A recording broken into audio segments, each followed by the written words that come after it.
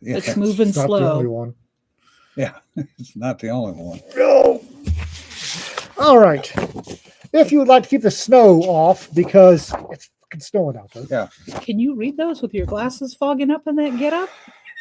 I can shoot with my glasses fogging up with this get up. I've proved it. Donate here. We need Yeah. some heat. We need heat. Also for the bathroom to not freeze. Yeah, Please. bathroom, yeah. Yes, we're early because we want to get this shit over with, Kermit. If you like coffee, and trust me, today is a coffee day. Yes. You are going to want to get it from King Harvest Imperial Coffees. Please let them know you heard about it from us. Yeah. And I'm actually getting hot in this. Like smartass t-shirts. Among the Leaves Tees. tinyurl.com, Among the Leaves Tees. Friend of ours, smartass t-shirts for your heart's content. Let them know you heard about it from us. Get this off. This is actually getting hot. See, kids, this is why your mom always said, put a hat on when you Yeah. went outside. Yeah. Okay, the whole Amazon versus Windows Kindle and all that shit is a non-starter, folks.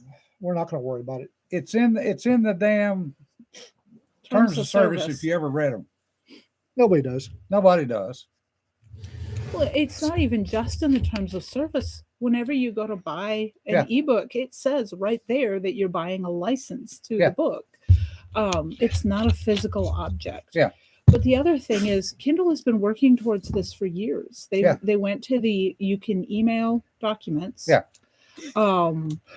And this is just one more thing where they're trying to control piracy because the pirates are bad people. You do not fully understand the scope of the piracy that goes on with Amazon books. Yeah.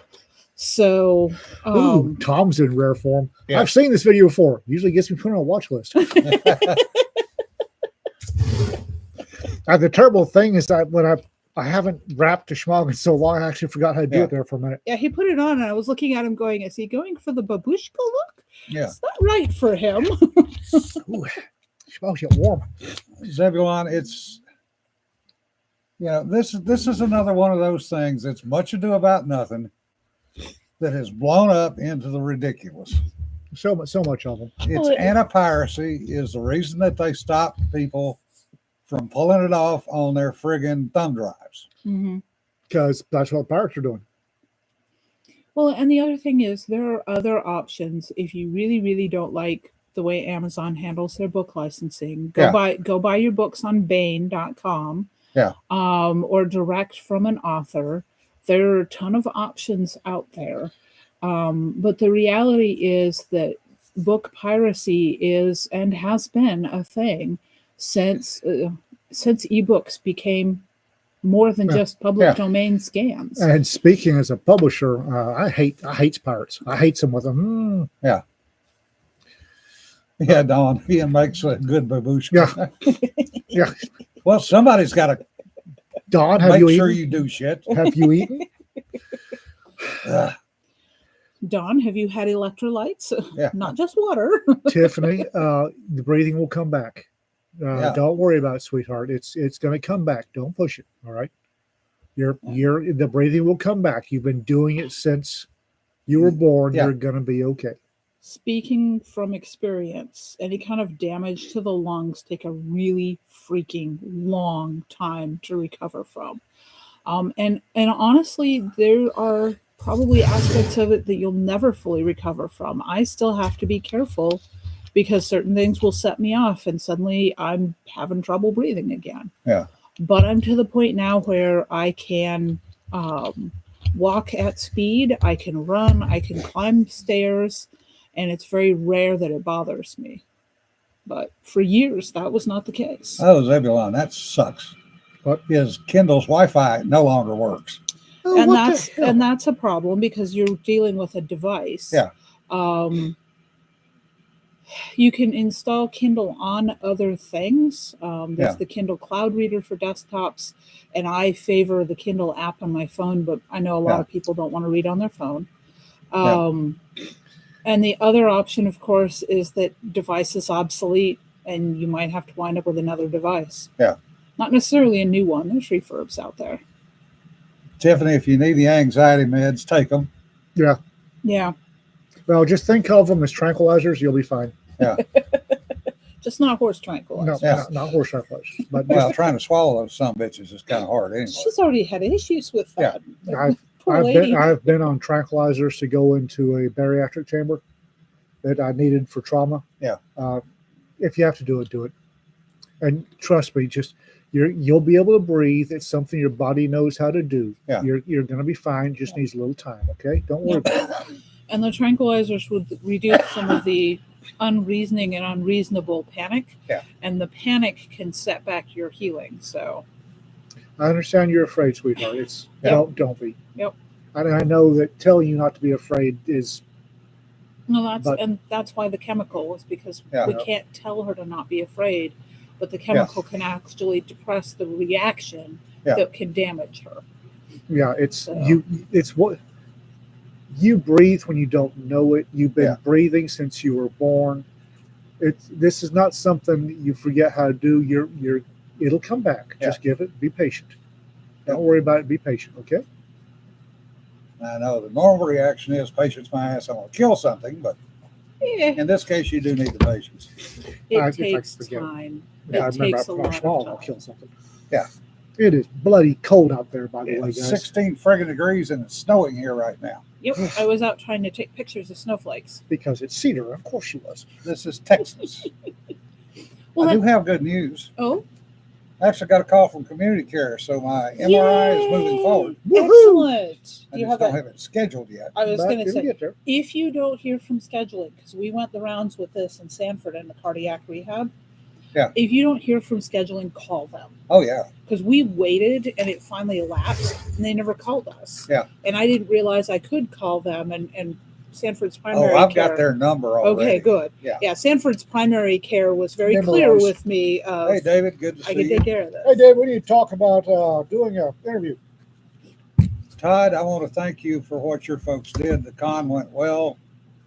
I apologize for bolting on Sunday, but 2 hours sitting in them damn chairs on stage just took my back out of commission. Yeah. And Todd, thank you so much for what you guys did for my son. Yeah. Yeah, that was was cute. really awesome. Tell me that somebody other than Cedar videoed that. I videoed it. Somebody other than Cedar. Yeah. It was an interesting con. Decent little con. It really was. Mhm. I put up a AAR on my website and Substack both, but it was really interesting for the panels, some of which were really odd. There were definitely some fun panels Yeah. on this one. The one that I wanted to sit in on was Mona Lisa's, where they were talking about writing smut. Mona Lisa's always a decent, Yeah. decent listen. But my back was hurting so damn bad I had to get up and go to bed. But they were talking more of the legal issues Really? Oh, Yeah. It's Mona that's Lisa, of course it is. because interesting. there are huge legal issues to Oh, yeah, writing yeah. smut. Oh, yeah. Really? Yeah.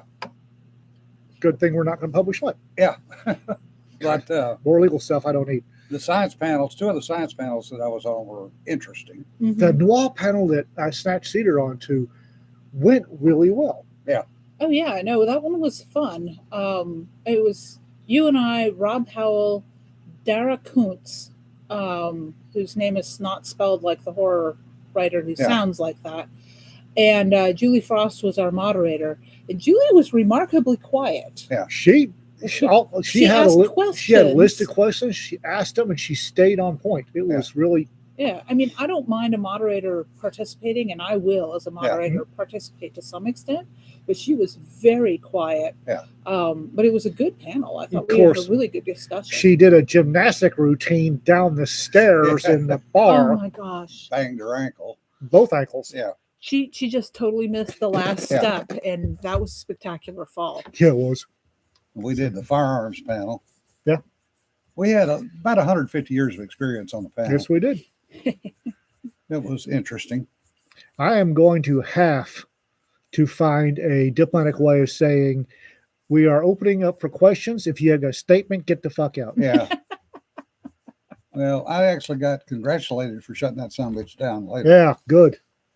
And a couple of folks came up and they really liked that panel. Yeah. Yeah, We I saw throw some. we throw a good fire panel. Yeah, I saw some nice comments about it even online. So yeah, Yeah, but people that it's the one guy with the lasers versus LEDs. no, I don't think I want to know. That is the same guy that pulled that same crap at LibertyCon Yep. last year. Yep.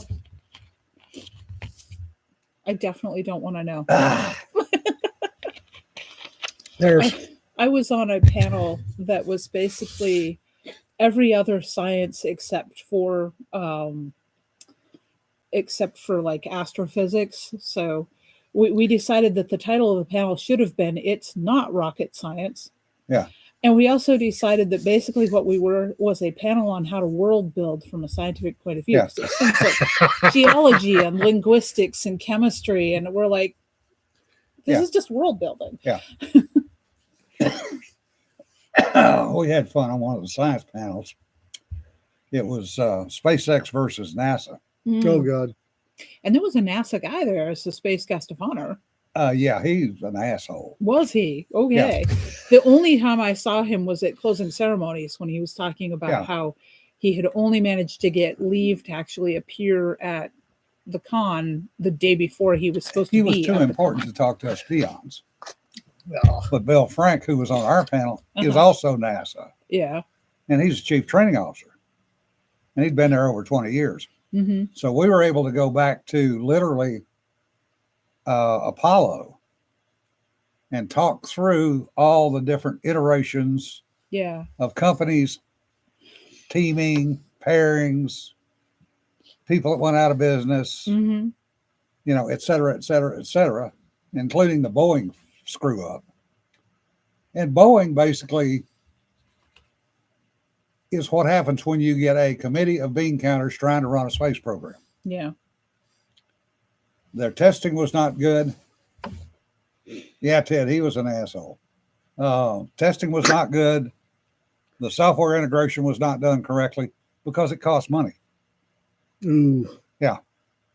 And the reason that Musk and SpaceX have succeeded is got one guy that sits there and says, do it. I don't care what it costs. And that's really the bottom line why SpaceX has been successful. Oh, trust me, Resident One, I'm MD Buncher. not expressing my feelings toward that gentleman in language that I may have used earlier this week. Lord. But we had a good time. The second panel, I did the same thing on the under pressure where we were talking about water. Mm-hmm. And I had already prepped the questions and sent them out to everybody. So everybody had the stuff. And Bill Ledbetter came in with a stack of notes. I didn't know there was going to be homework on this shit. Larry Correa does, before he opens up a panel for questions, he has this little speech he gives. And it's everybody in this room came to hear these people talk, not you. Yeah. So if you have a question, ask it. If you have a statement, I'm going to ask you to get out. Yeah. And that's. Yeah. Well, regardless, Todd, he was less than friendly with anybody that was not at what he considered to be his level of expertise. But I think all the panels went well. There were some good panels. Yeah. Oh yeah. The Con Hotel was being a bit of a dingus, but other than that, yeah, it was a really good. It was an excellent design. Yeah. The actual con floor, other than some rooms being way off on the great back and beyond. Yeah. The rooms were easy to find. The con space, it was easy to find a place to sit and talk. Yeah. But the hotel staff, woo! Yeah, they weren't necessarily. We thrilled we were there and had no bones about showing it. Yeah. And the lack of food at lunchtime. Fortunately, somebody discovered there was Luby's. I think it was Cedar. And we hit Luby's a couple of times. And Lord, I forgot how much I missed Luby's. I wish the hell you'd have said something. Lisa brought it up, and I was like, I've never been to a Luby's. And then we were gonna go, Ted and Laura, and I dragged you and Yeah. who else did? Oh, Rob Howell we had with us. Yeah. And other than on the salad board, I don't know why they called it this. I suspect I know what they meant. Yeah. But there were on the salad board the list of kinds of salads Yeah. they had: lime congeal. Yeah, I didn't know. And we're like, is that a Lamio description? congealus. Is that a verb? Yeah. Oh, Todd says management was the issue, not the banquet staff. No. They were great. No, Yeah. well, a couple of them, but the management definitely had issues. But there were a couple of the hotel staff that were busting their butts. Yeah. And there were a couple that were echoing management's. Yeah. But that's the way it happens. That's what happens. But it was an interesting old con. It really was. Yeah. Apparently folks got together and decided they'd pass off making sure I got fed. Because I didn't get together with anyone. There are certain people that I kind of keep a half an eye on because I know. Yeah. It wasn't Cedar dragging me off to eat, it was Jonna. Yeah. Besides which, this is what I do. I feed people. Yeah, well, we know. There are a few folks that have got books out and are coming out. Yes. Alma's got a new book out, which is doing fairly well. Yes, it's excellent. I read it like not quite in a sitting because I didn't have time, but I was reading it even through the beginning of the con because I just didn't want to put it down. Yeah. It's very good. Todd, we did have a good time. Our director of press panel, we got to practice some stuff. Went really well. The panels that I sat on were, even the one knowing the rules and break them, and I'm telling Cedar, but I don't know the rules and I'm breaking them. Turned into a really excellent little panel. It was really good, really good. Yep. Yeah, and the panel that I was on, which was basically Amazon friend or foe, I kind of steered it into, look, these are the ways you can make Amazon work for you. These are the alternatives to Amazon. So instead of it turning into a bash session, which it easily could have, I think we had people in the room that were avidly taking notes. So that was a good sign. Oh, and I took Kevin Eichenberry's writing workshop. How was that? Yeah. Excellent. Yeah. What Kevin does is he basically takes all of the different styles of writing, all of the different, the hero's journey, the 7 steps, all that crap, and condenses it down and shows how they overlay each other. Oh. So they're all exactly the same. Oh. They hit the same points. Huh. They just call them a different name. What we used to call the Jesus factor. Oh. Every time a new program comes out, oh, Jesus, this is the best thing since sliced bread. Yeah. They're all the same thing. They overlay each other all the way across. But Kevin does a good presentation. He and I have known each other long enough that we kind of picked at each other. So he was telling me that. I couldn't remember if we'd ever been introduced. So when he came up Sunday morning. He's one of our authors, isn't he? Yes, but that doesn't mean anything. There are a lot of our authors I've never been formally introduced to. I don't think I've been formally introduced to most of them. But so we were chatting and he was talking about he got to break Dorothy. Yeah. watch Dorothy's brain break. He was quite pleased with himself about that one. Yeah. And he was talking about the fact that you and he were chitting at each other. So it's well, fun. it's half the fun. It lightens the thing up. Oh, yeah. Because I told him point blank, I said, hell, use me for a good, bad example. Well, when I get to be Ian on panels, I didn't on the firearms panel because I was still at a high hover. I wasn't exactly Ian on the firearms panel. Yeah. I got to be Ian on the noir panel and the rack press panel and the rules panel. And the audience seems to like when Ian's on point, but I have to be careful I don't take over the panel. Yeah. I think that probably goes for most of us because a lot of these topics are near and dear to our heart. We're really excited about how much we know. Yeah. I know for me, I try to rein myself in. And I had a couple of panelists. I modded several panels of the ones that I did this weekend. Yeah. And I had a couple of panelists. I had to kind of just step on them Yeah. and basically cut them off and very audibly hand the baton to somebody else to let them talk a little. Talking stick. Yeah. You don't have a talking stick. Yeah. But that's one thing I've noticed is lately I've been getting a lot more moderator slots on panels. Todd. Well, I let FenCon know when I was setting up the programming stuff. I'm like, look, I enjoy moderating, and most people don't. So I let it be known that I'm fine with it, and so therefore that's what I got more of. Yeah, it's always been a con problem, Todd, no question. Poor Todd. Yeah. I was spazzing a bit. Yeah. And they handed me a mic that wasn't working. And apparently somebody went to Todd and said, the mics in Ebony aren't working and Ian's asking for multi-tool. Yeah. And tech support showed up on the bounce. Yeah. We had at least 2 tech support in the room suddenly. Richard, that thought has occurred a couple of times. To bop somebody with a talking stick, yes. I have a talking stick. You will shut up.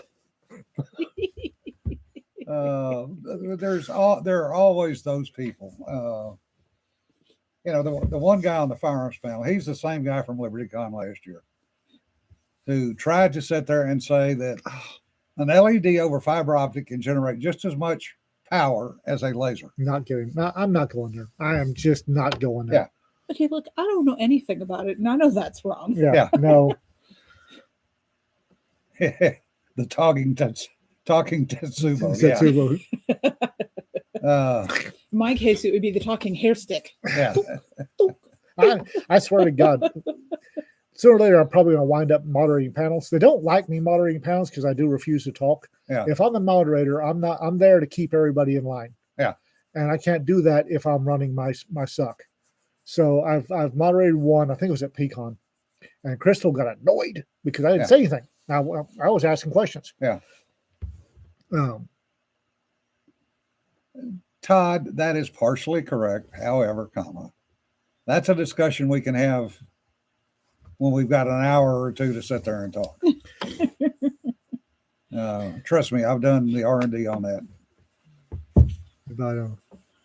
So moderating is always interesting for me because my goal when I'm moderating, and I don't do the I won't talk thing, but I will be very aware of making a point and moving on. But the other thing I like to do is kind of pull the shy, quiet ones out of their shell a bit and get them to talk, which sometimes requires a little more prompting than just asking a question. And also making sure I step on the ones that just want to keep going and going. Yeah. But the other thing I don't do most of the time, I do not actually develop a list of questions before I walk into a panel. I don't either.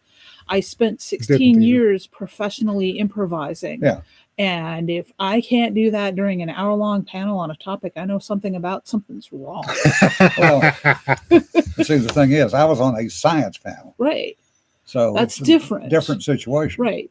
And for a science panel, I too would probably pull citations and papers that I could have handy, so I made sure I was remembering things properly. Yeah, well, especially with the math. Yeah. But for me, I would rather take a feed off of what the panelists want to talk about, what the audience wants to hear, and improv the panel than to come in and just be rigid. Because I've seen that happen where you answered a question already that the moderator asked just in natural conversation, and then the moderator a couple questions later asks that question. I'm like, or you get a situation but, like I did when I had to moderate Dave Weber, Sarah Hoyt, and Dave Caracho. I did it. I did have to tell David Weber to shut up. And I'm sure he took it well because he does. Yeah. The thing is well, he'd already answered the question before I could ask it. I said, Dave, you answered that one now. Let's go to Dave Caracho. And Dave, would you? The thing is my brain scores are getting worse. I don't know what it is. the jumping around inside my head is getting worse. Yeah. And as a panelist, that's not bad because I can fire off of somebody of something somebody says and do a lot. Yeah. If I'm moderating, I need to, and I've got to. I can't let the squirrels loose, if that makes sense. Mhm. So It does, and I Well, can see why that leads to you yeah. not wanting to talk much. The problem with Dave and Sarah on that panel is both of them could have talked for an hour on the Yeah. subject. Oh yeah. they could talk the hour on what's on a gum wrapper, Yeah. for God's sake. And poor Dave Caracho is sitting over there going, So I would automatically ask the question, go to him first. So at Mhm. least he had some input to Yeah. the answer. Yeah. Dave Weber could take 30 pages to order a bloody pizza. Kermit, it was done very carefully, and I actually got 3 of the 4 questions asked. Oh, well done. Yeah. The noir panel was reminding me of the noir panel I was put onto the noir panel years ago at LibertyCon. Yeah. Along with Larry Correa and Ed McKean, and I think there may have been another panelist. I don't recall correctly because David Weber was in the audience, and so was Casey Azell, and a former Bain editor whom I shall not name, who disagreed with all of us about what noir actually was. Oh, And Larry and David and I took turns pounding on him. yeah. I remember hearing about that. Little bitty Cedar jumping up and down on his head. Yeah.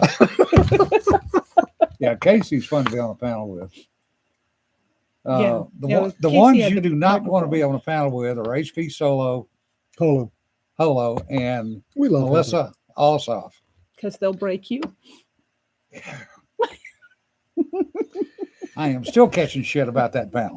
The one that you don't want to put me on a panel with is John Ringo, because we start feeding off each other. Yeah. Nobody else gets to say anything. I We can start totally bouncing. see We that. start bouncing off each other, and it just goes to hell. Yeah. I have been watching him and Sarah Hoyt feed off each other on X. Yeah. Oh God. It is wildly amusing. Oh yeah. Yeah, Larry went off again today about accounting. He's been going off. Oh, I've got a Substack article on that up tomorrow that Yeah. I may pull down. On the internet experts in accounting, the internet experts in COBOL, the Ah. internet experts in Fortran. I mean, I programmed in Fortran, but that was friggin' 40 years ago. I don't remember any of that shit. Okay. My rant about audits, I try to be very gentle. And I may have to pull it off of Substack because Why? it's going to be controversial. Hey, Jim. Yes, the Malta series new covers are spectacular. Everybody knows there's about 9 different audits, right? Types of audits. Yeah. Okay. No, everybody does not know. Well, they should. There's about 9 different audits. And I agree, they should know that, but they do not. For public sector organizations, there are 3 big audits. You've got the compliance audit, the financial audit, and the squirrel posting. Fuck. Anyway, there's 3 of them. There's a zero based. Well, They as don't a, call it zero based. as a for Process instance, audits? no, it's an operational audit, I think. Oh, okay. As a for instance, now of these 3, the operations, the compliance, and the financial, only one of them needs accountants. Yeah. As a for instance, every jail in the state of Texas has what is euphemistically referred to as a jail inspection once a year. This is a compliance audit to make sure you are in compliance with what the state wants you to do and what you say you're doing. Okay. A performance audit takes one auditor, does not need to be an accountant, about 1 to 2 days for jail our size, and takes about 3 people to help her. An operations audit takes 2 to 5 auditors that don't need to be accountants. For a jail, a good chunk of command staff, and a couple of weeks. Yep. A financial audit of the jail takes a shit ton of auditors, about a month, and all the command staff sitting on pins. And they are accountants. And they're expensive. Yeah. So the other one is the forensic audits. Yeah. Not the one out. No, forensic wasn't in there. but your compliance audit can lead to a financial audit. Yep. What you're doing for a financial audit is, for instance, as an example, on your compliance audit, state of Texas has very strict rules about what you can spend inmate commissary money on.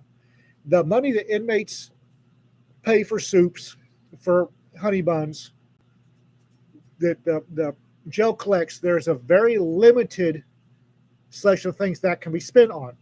So when your compliance auditor is looking at the files, goes, hey, yeah, Jim will remember this.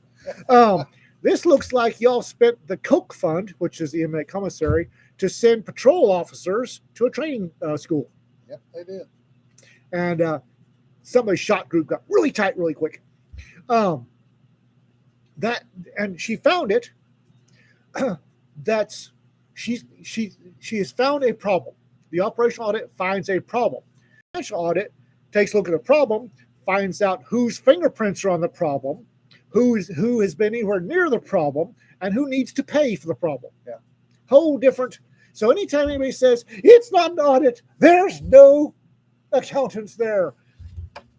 Moron. Yeah. Knock it off. Yeah, security audits are a different world. That's most companies don't get a security audit.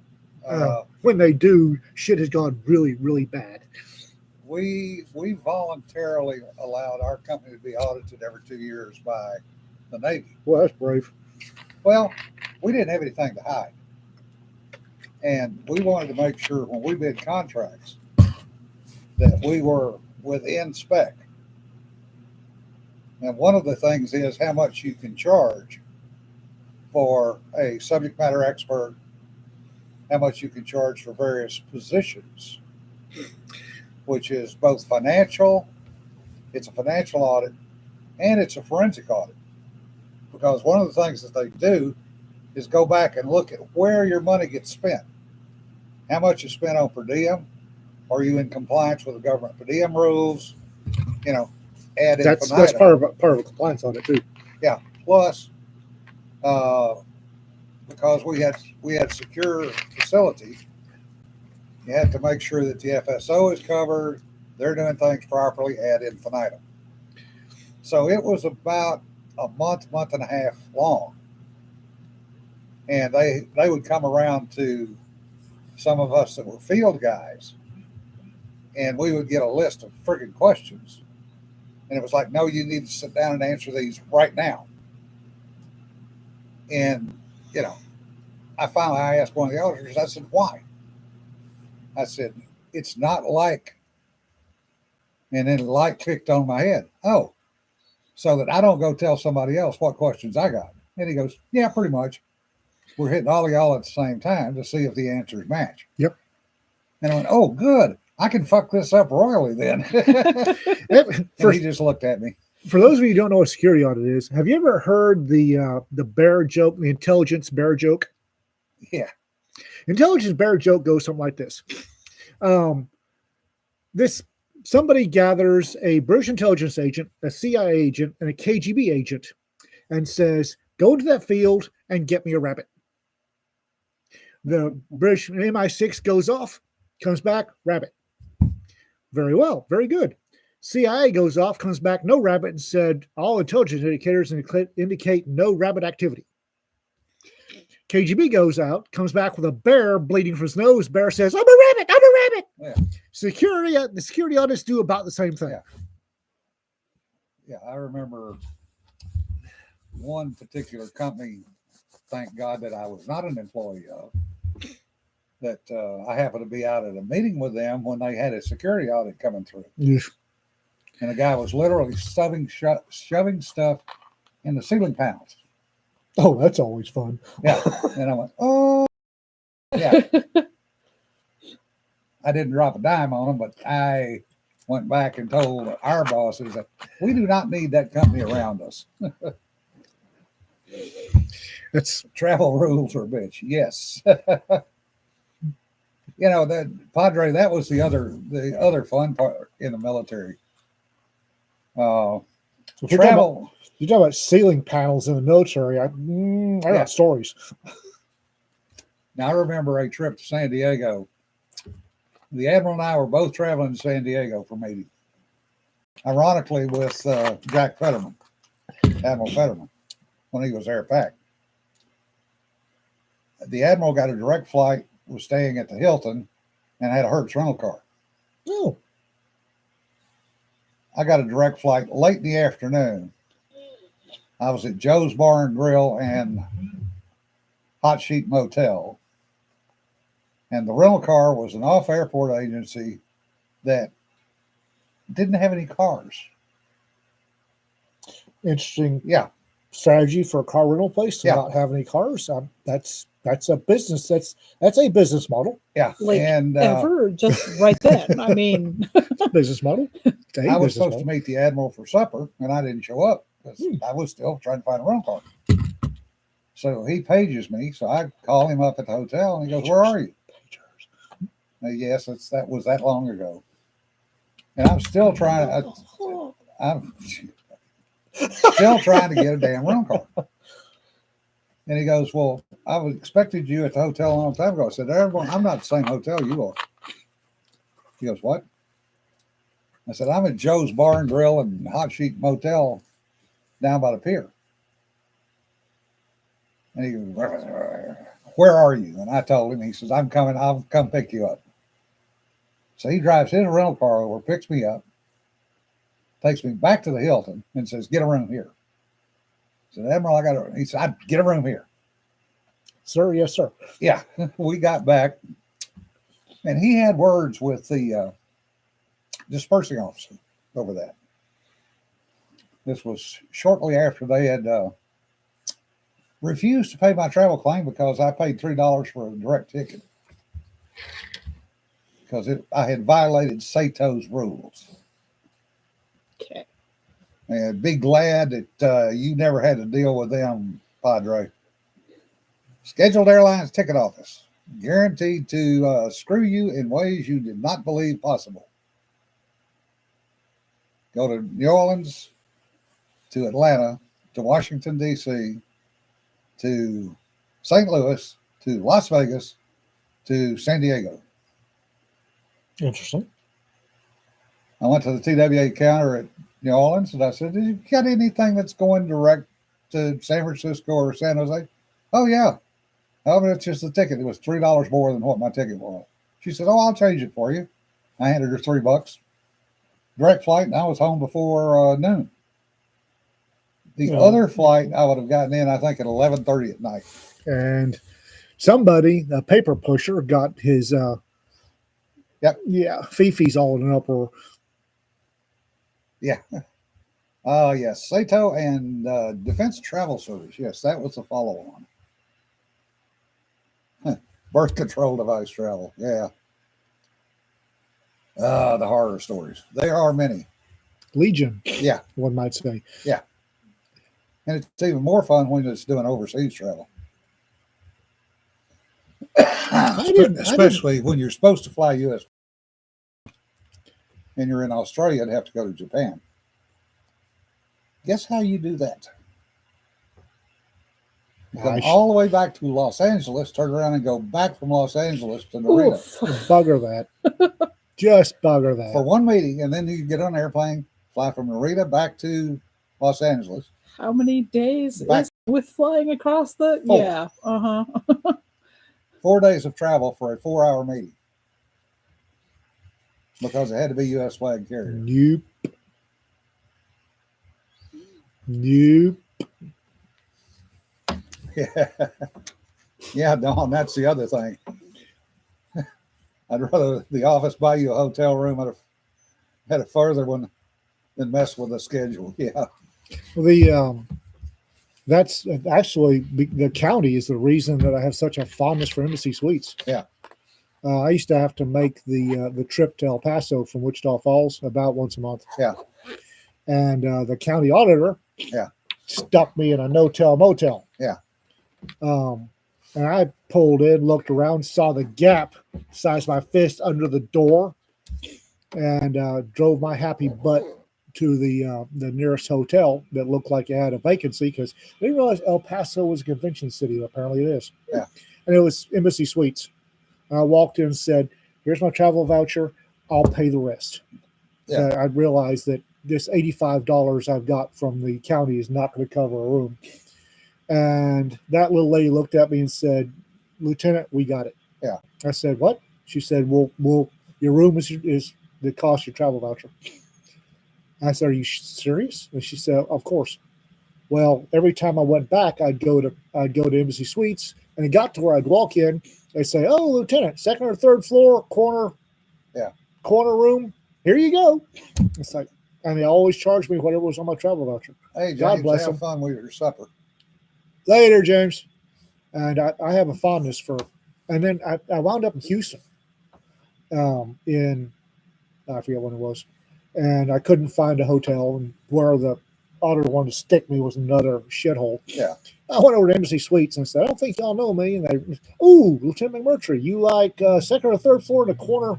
It's Yeah. like, There are notes on you. there are notes. I said, "Well, take your travel voucher, sir." It's like, Something people don't consider, and I think a lot of places have forgotten it, but it's called the hospitality industry. yeah. And Yeah. there's an implication to that, that to be hospitable is a whole different thing than just we're going to toss you in a room and toss you out again the next day kind of thing. Yeah. So, I mean, I was not the Con Hotel, and I mean, I've been in enough convention hotels at this point to understand that most of them aren't going to have a complimentary breakfast. You're going to have to pay through the nose for their buffet. This was the first one that I had ever found that didn't have lobby coffee, free coffee. Right. It was $4 for a stinking cup of coffee, whether you went down to the buffet or got it at the Starbucks kiosk. And they didn't have the usual lobby coffee, Which is unusual for Hilton. The corner room is to slow down runners. Yeah. I was traveling. It's still snowing. So often to San Diego, and ended up staying at the Hilton Bayside. They kept giving me the same room, 406, which was a nice corner room, fourth floor, back corner. Came in there one night, got in late, got a room, went to get something to eat, came back. Key wasn't working. I go back down to the front desk. I said, "Key to 406 doesn't work." And the lady behind the counter looked at me and said, "Probably because you're not in 406 this time." Whoops. Okay, where am I this time? You're in 409. Well, the Con Hotel this time was nice enough because I had to, in order to do the stay that I needed to do with getting Johan off back to base and everything. So we went down Thursday and the stay was through to check out Monday morning. And I could not, they did not have, the room block could not be expanded that far. Yeah. It could only be done Friday through checkout on Monday. Yeah. So I had to have a separate reservation for Thursday and Friday. Yeah. And I went in and I talked to them when I first got in. I'm like, "Look, I've got 2 reservations. Is it possible to keep me in the same room?" Yeah. And he's like, "Yes, it's not a problem. Just come down in the morning, check out, check back in, and we'll make sure you stay in the same room." And I figured it wouldn't be an issue because that way they don't have to come in and completely deep clean the room for a new stay. So at least they do clean the rooms. Yeah, no, they were in there every day making made up beds and stuff, fresh towels. Marriott is not. Marriott annoys the crap out of me. I realize that some people love the Marriott. It's annoying the crap out of me. Corner room question. Kids in hotels like to run down the halls. Yeah. And if you have a corner room, it slows them down. And 2, it's only one shared wall. Shared wall. Yeah. Yeah, Marriott screwed me over back in the 80s. I got so pissed at the Liberty Con Marriott. One of the things I do when I'm going to a con hotel, if I'm staying at a con hotel, and I'll call ahead and ask this. Yeah. I'll say, when I get there, I'm going to give you $500 cash and a card. Put whatever is over on the cash on the card. Yeah. Because I've got my debit card has a $500 daily limit. And if I need it, I don't want to have it all locked down with hotel fees. Yeah. So here's $500 cash, rest of it on the card, whatever goes over. I called Marriott for Liberty in Chattanooga. They said, "Oh, sure, no problem at all." Get there, and first off, they tell me it's $1,000, and two, which I like $500 day limit, guys. Remember? They say, "Oh, we don't take cash." And I said, "What kind of hotel doesn't take cash?" "Well, we're not going to take it." Said, "This is the lady I talked to. Here's the email where she said that I could do this." And the night manager looked at me and said, "I don't care." Yeah. Well, ooh, that pissed me off. I was on government travel, and again, this was San Diego. Got to Marriott in San Diego late at night. Typical. Go to the Marriott, go to check in, and they give me a room that is on the first floor next to the elevator, and the AC is busted. Ooh. In the middle of the summer. So I went back down to the front desk and I said, "Excuse me, but the room's unsuitable because the AC does not work." And this guy literally sniffed and went, "Well, you're military. You'll just have to suffer through." And I said, "Oh, I don't think so." And he said, "Where are you going?" I said, "I'm going to another hotel." "Well, we have your reservation." I said, "No, you had my reservation." And I walked literally out the door, got in the car, went, I think next door was the Hilton. Mm-hmm. Went to the Hilton. I went, "Oh, sure, we'll take it." Oh, yeah. That Marriott's notorious for pulling that. I've stayed. We'll take care of you. Yeah, I've stayed at some Marriotts that have been great. I really have. And I think Greg is helping me at the Marriott this year. God bless you, Greg. Yeah. Somebody said that they like to stay on the top floor. I don't. I don't want to stay on the first floor because outer windows are accessible to idiots outside. Yeah. If you're on the first floor, somebody put a brick through your window. If you're on the second floor, they can't get in from the ground, but you're still low enough that if you have to get out for whatever reason, you can drop bed sheet and jump or hang by your finger. The second floor you can hang. Yeah. And drop. Yeah. If I'm traveling with Sanford, I request first floor because handicapped access. Right. Yeah. I mean, even if there are elevators in an emergency, I'm not trying to get him down several flights of stairs. And then the other thing too is if I'm by myself, I tend not to care as much. Yeah. So, but with him, although I will say I was traveling with a friend. And you at least probably heard some of this, but we showed up to the hotel where a reservation had been made for a friend and her husband. Husband couldn't make the trip, but it had been very specifically said that there must be first floor handicapped access, and that is not what they gave us. Yeah. Had he been with her instead of me, it would have been a major issue. But they were just like they had been told, and that's what the reservation had made at, and they completely disregarded it. So, well, I'm proud to say I have probably cost Marriott something between $500,000 and $1 million in rooms. Mm-hmm. I don't mind Marriott. I got Johns Hopkins to stop using Marriott. The entire school to no longer use Marriott and go to Hilton. Yep. I don't mind Marriott. It's just the one in Chattanooga is a pain in the ass. Hotels in Chattanooga in general. Yeah. No kidding. It seems like everyone I've ever stayed in there has been questionable. If I've got an option, I will not stay at a Marriott. No. If I got an option, again, if I can afford it and I have the option, Embassy Suites. Yeah. And one of the prizes, something that Rita hates me telling the story. We were at an Embassy Suites, I forget where, and somebody was trying to force the door. So when I opened it to ask what the hell he was doing, he took off running. Yeah. Well, you run from a cop, and it's there's an instinct. There's like an a squirrel running from a dog. Squirrel. So I have responses. I went over the railing, and he's down the stairs. I'm over the railing.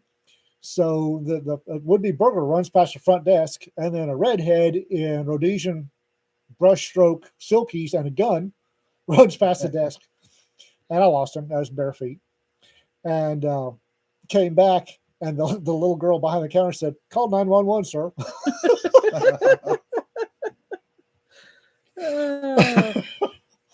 It's unflappable is good. Tiffany, I'm sure there will be another FenCon next year. Tiffany, you'll be fine, sweetheart. Never should have started the first one. I told you that this was going to become. Nah, it's just for 2020, Jim. It's going to become a thing. Nah, just for 2020. It's a thing. A bunch of people are looking forward to it. Tiffany, we can arrange to have special visits come to you. Yeah. How's the Staybridge in Chattanooga? I've heard good. Rob Hampson loves it. Speaker Lab Amos loves the Staybridge, and there's a door in the convention center right across the street. So Staybridge across the street into the convention center. So Rob Hampson loves it. Holiday Inn's not bad. My experience with hotels in Chattanooga has been the Chattanooga Choo Choo, moldy. I also don't think it's a hotel anymore, but the mildew. Well, Tom's staying there this year. The Sheraton Reed, no amenities. If you like to have like a refrigerator in your room or anything, forget about it. The Sheraton Reed is expensive. Yeah. Parking is expensive, and your room is a bed and a TV and a bathroom. That's it. No amenities. And if you go to the Days Inn out on Ringgold Road, before you formally check in, ask to look at the mattresses. Oh no, you might be thinking it was one thing, but I walked in and I looked at the mattress and there was enough blood on that I am trained in this kind of thing that I was dubious about the survival of whoever had been responsible for that blood in the first place. I do not stay at my preference is not to stay at hotels with exterior doors. Yeah. Where the room, the door to the room is on the exterior wall. Yeah. If you can go from the parking lot into do not like. It's a death trap. We had and this is also where I learned to never ever make a reservation through a third party. Yeah. If you call if you call a hotel, they'll generally match the rates the third parties are offering if those are legitimate rates, which is also a thing I've learned about. However, if you book a hotel through a third party, there really isn't anything you can do about it. You can't change your reservation. Yeah. You can't get out of it. And the thing is, if you're on Google and say you're looking at Embassy Suites or someplace, and you click on the first link, it's not the Embassy Suites. It's not. No. And you can't tell that it's third party. Yeah. Yeah, I've run into craphotels.com right until you try to cancel. And it's like, and MC, no, sir. But do not ever take a black light into a hotel room. Yeah, Tom says, before I check in, let me plug in this black light. Yeah, no. You really don't want to do that. You know what's worse? Do you know where my crime scene investigator, the ranger who taught me crime scene investigations, where he took us for body fluid detection? Hot Sheet Hotel. No, a mattress store. Oh. Apparently, the employees like to get freaky at night.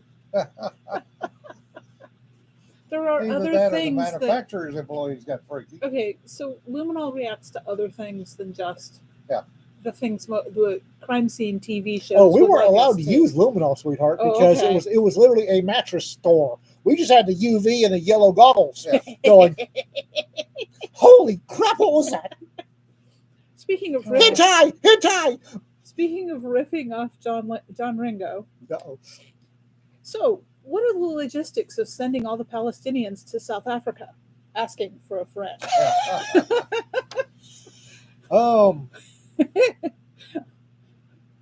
Logistically, interesting. I'd rather, quite honestly, Indonesia or Malaysia. There are islands there that are unoccupied that would take. What do you have against the poor orangutans? They're monkeys. And your point is what? Like a red, trust me, it's never the cleaning chemicals. Well, yeah, there is a difference between the pattern that cleaning chemicals make and the pattern that other things. When you're looking through the yellow lenses at the blue light, you can see patterns. Yeah. And you don't need a lot of training to figure out what the hell was going on there. Yes, they do, Nancy. There is a special set of goggles that go with the UV. With forensic UV, Yeah. Especially the multispectrum UV, you should have yellow and red goggles in the kit, and as you face different Cedar can speak better to this than I can. Different frequencies of UV react differently to various substances. Blood will react under a different UV frequency than Other things. love fluid. Other the bodily fluids. Yeah, love fluid. And it's one of those things that, I mean, we all know not to trust the TV shows, and yet there's a lot of other factors that go into it. And crime scene analysis is never as straightforward as they make it seem on television. There's a lot of guesswork in crime scene analysis. I still remember when I was just a few years ago, I was out in California seeing the kids. Ended up staying at a hotel because she didn't have room in her apartment. So I'm at the Hilton up in Folsom. And they had a crime scene investigators convention / period of instruction. Mm-hmm. Yeah, continuing education credits. Continuing education credits. Yeah, yes. So I'm down there eating breakfast. Oh, no.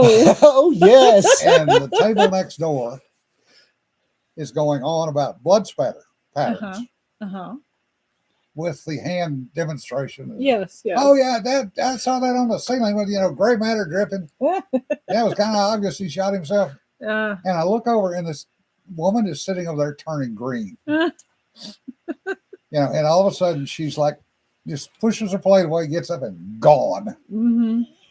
We've had conversations over Sunday breakfast where we've had to. This is true. We did get kind of looked at funny with that. Yes. This was a week-long course. And after we took the test, we went out to a spaghetti place to celebrate. Yeah. And we were eating bowls of spaghetti and commenting about, we found our simulacrum for brain tissue. Yeah. Clean out the spaghetti house. Yes. Oh, I bought the most fun thing for my kids. They make a Jell-O mold that's brain-shaped. Yeah. Of course they do. And if you fill it with Jell-O and then put other things in the Jell-O, if you do cold spaghetti and Jell-O, what you wind up with is a very realistic-looking brain. Yeah. It's great for Halloween parties, although nobody wants to eat it, funny enough. But there are other things you can put in there. You just have to keep in mind that things like marshmallows will float, so they won't go down and be in the brainy part. If you want to have some fun, though, go to a Chinese restaurant and discuss recipes for dog. Yeah. The cat's in the kettle at the Peking moon. Well, Neil actually got a good recipe for dog. So other cultures than ours have absolutely no problem with eating dog and horse. And no, I'm not saying I want to. I'm just saying that there are parts of the world where that's perfectly. Well, the French love horse. That's why they get all these beautiful sauces to cover up the taste of the horse meat. Horse, in Africa, I ate more than a bit of horse. Yeah. And it tastes like Alpo smells. Yeah. And you cannot get rid of that taste no matter how much sauce you use. Yeah.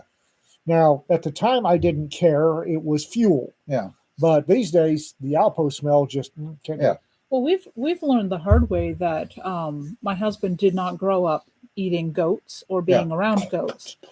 And I will happily eat goat. It's very tasty to me, but I grew up with goats. And the last time I brought goat in the house and cooked it, my husband and my son both were like, please never do that again. Yeah. Why? It was a very goaty goat. And I can get away with lamb if it's actually lamb. Yeah. If it's lamb verging into mutton like you get at Aldi, my husband cannot do it. Yeah. And I can get away with a good young goat. Yeah. But if it was a buck and it wasn't properly handled, my poor husband turns green around the edges. We should probably go to the goat barbecue in Electra this upcoming year. Yeah. would be fun. I remember chowing down on a slow cooked hippo roast. And slow cooked hippo is good. I was going to ask how that was. Hippo, you have to slow cook. Yeah. But hippo is some damn fine food. It really is. Well, think about all the stuff we've eaten on the side of the road in various parts of the world. I'd rather not. I'd rather not. Hey, it was good. We survived it. That one rabbit. I almost did at one time, but we called it monkey meat on a stick for a reason. Right on a stick. Yeah. Right on a stick. They suspiciously 4 legs and this protrusion, which was probably a tail. Yeah. Anyway, I was chowing down on hippo, going to town and enjoying a childhood memory when an E6 turned green and bolted. I don't know why hippo meat would cause you to turn green, because they would happily eat you, but apparently it was too much. Here's the thing, which is most Americans have eaten beef, chicken, and pork. Yeah. Maybe a little fish. Yeah, I'm not even going into the whole cold-blooded thing. And I've known people that wouldn't touch a clam or an oyster. Yeah. Oh, yeah. Not to mention crawdads, although lobster seems to be fine. Funny that. Sea cricket. Yeah. But so most American kids are grown up so far separated from their meat sources that it comes in styrofoam wrapped in plastic, and that's the extent of what they know and what they want to know. And they have issues with imagining stuff that they've seen in Disney movies on their plate. If you ignored the dancing hippos and tutus, which Walt Disney should burn for, hippo meat's good. Just don't think about it. Enjoy the taste and don't think about it. It's like, and let's not even contemplate importing hippos for meat purposes. No, leave them in Africa and Colombia. They're fine. Don't forget the Colombian hippos. Greg, I second Greg. I learned various survival schools I could eat about anything. Of course, there's a lot of things out there that can eat us too. Yeah. I have eaten a lot of things. Yeah. I have eaten grub. I will not eat grubs again. If you're hungry enough, you will. Yeah, but I'm never going to be somewhere where I'm not hungry again. I've eaten ants. I've eaten tarantulas. Yeah. There's been a lot of stuff the jungle survival put me through. Tarantulas, you got to burn the hair off. Burn the hair off. Irritating hairs. So, but I'm not in the military anymore, so I don't have to eat that shit anymore. Like burning the glochids off prickly pear fruit. Yeah. Oh, yes. Some of the things we ate, though, it's the seasoning, is what always made it usually. Oh, yeah. Well, you kind of have to season some of this stuff because... The thing that damn near killed me in Cairo that one time had a lot of vitamin A in it, apparently, because they tested my yark. So it was probably a rat. Yeah. But it tasted good. Yeah. It was breaded, and there was some harissa, and it was I'm guessing the oil was off or something. But that was the worst case, not only that I ever had, but that the German hospital ever saw. Well, the only problem with rats, you've got so much vitamin A in it. Yeah. Well, and on that note, folks, we've wasted another hour of your time. Damn. Oh, we did. We get on food and time flies.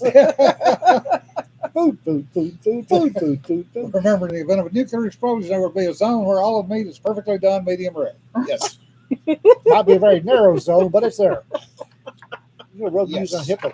Quite honestly, Worcestershire sauce is just fine. Yeah. Worcestershire, and then do it in a slow cooker or a Dutch oven, low and slow, with potatoes and taters and carrots. Yeah. And if you can't access Worcestershire sauce, Knock Mom works because it's in the same kind of family. Yep. Sure. Fish sauce. Yeah. Sure. And remember, folks, don't sweat the fatty stuff. Don't pet the sweaty stuff. And try to stay warm. Yeah, please stay warm. And be careful if you're driving, because it is going to be slick out there tonight. Yeah, no kidding. Tomorrow's going to be... I'll be at work at 7 a.m. Tomorrow's going to be interesting. Oh, that's not going to be fun. No, back roads, take it slow. All right, folks, y'all have a good one. We'll see you on Thursday. Thanks for another fascinating podcast. Greg, you have low standards. yeah, very low.